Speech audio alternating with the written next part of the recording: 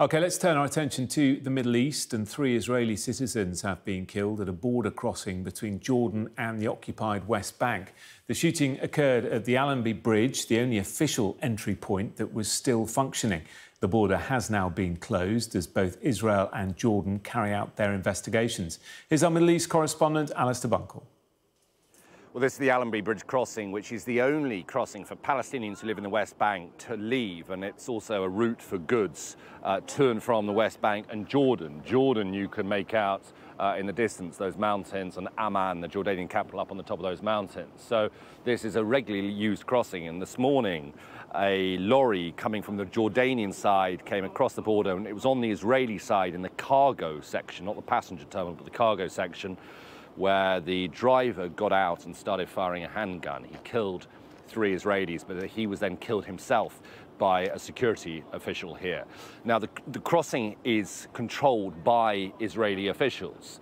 They have shut this crossing and the other crossings between Israel and Jordan whilst an investigation goes on. There's an investigation happening on the Jordanian side as well.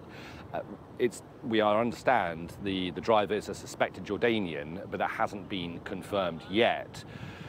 What is concerning is that when the Israelis have got fronts in Gaza, in Lebanon, and they've been fighting in the West Bank for the best part of the last 2 weeks, but also just as an ongoing operation in the West Bank, attacks emanating from Jordan is going to be another concerning front for the Israelis that I'm sure they'll talk about when the Security Cabinet meets later tonight.